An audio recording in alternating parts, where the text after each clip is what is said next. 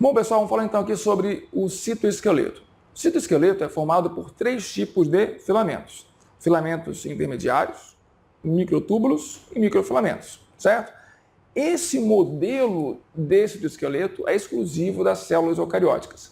Células procarióticas não têm esse citoesqueleto, mas você encontra em vários livros que existe sim uma estrutura em células procarióticas que também vai ser chamada citoesqueleto.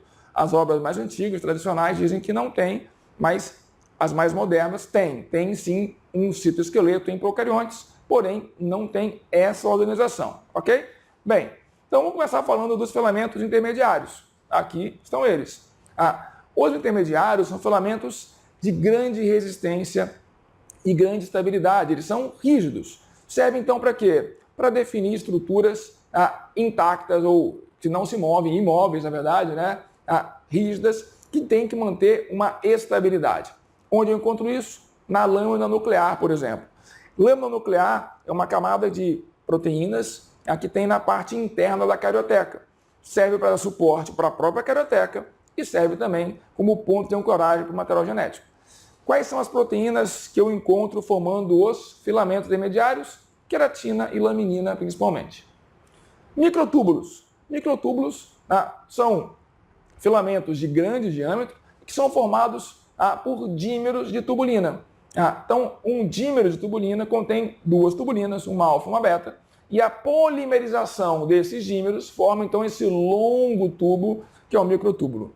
Microtúbulos são importantes porque, bem, são constituintes de centríolos, cílios e flagelos, veremos nas próximas telas, e também são importantes porque formam o fuso mitótico ou fuso acromático, que lá na mitose e na meiose são fundamentais porque orientam o movimento dos cromossomos durante a anáfase, certo? Além disso, pessoal, a rede de microtúbulos na célula serve como um trilho para o deslocamento de organelas. Então, as vesículas são transportadas de um local para outro na célula por proteínas motoras que vão estar deslizando, caminhando sobre os microtúbulos. Então, o microtúbulo não faz o deslocamento da organela, da vesícula, mas é graças ao microtúbulo que vai ocorrer esse deslocamento. Então, é como se fosse, de fato, um trilho por onde vai haver esse deslocamento. Beleza? Bem, e os microfilamentos? Os microfilamentos, ou microfilamentos de actina, são fundamentais, estão associados a todos os movimentos que envolvem mudança na forma da célula. Então, a mudança na forma da célula depende dos microfilamentos de actina. Exemplo, movimento ameboide. A emissão de pseudópodes tem a ver com os microfilamentos de actina. A citocinese, aquele movimento no final da divisão celular para estrangular a célula, dividir em 2, filamentos de actina, certo? A ciclose, aquele movimento que faz com que o citosol na célula vegetal fique circulando, a ciclose é também de responsabilidade dos microfilamentos de actina.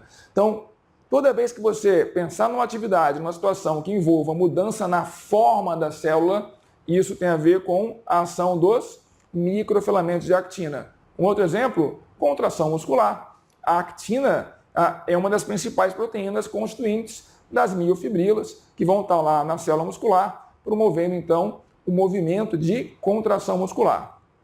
Beleza?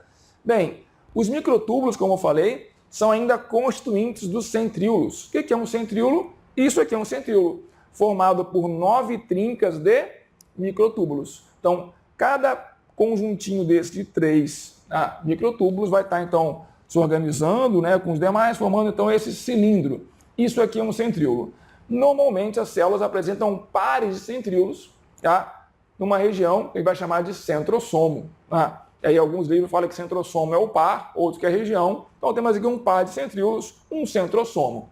Beleza?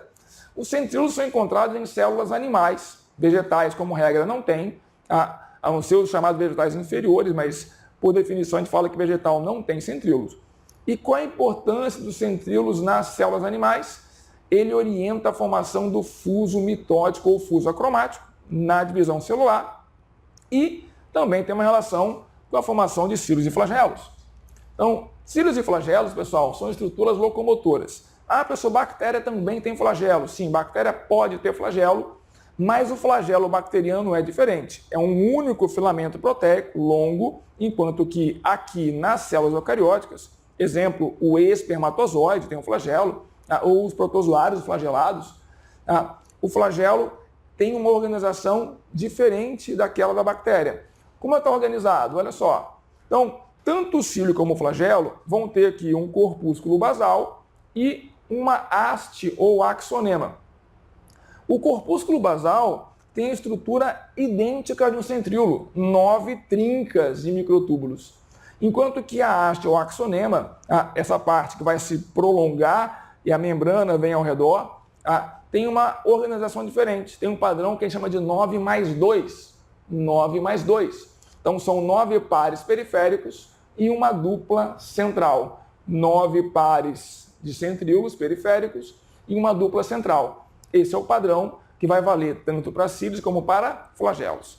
Então, qual a diferença? Bem, algumas. Vamos lá. Cílios são curtinhos e muito numerosos. Flagelos são longos e em pequena quantidade. Então, curtos e grande número, cílios. Longos, pequeno número, flagelos.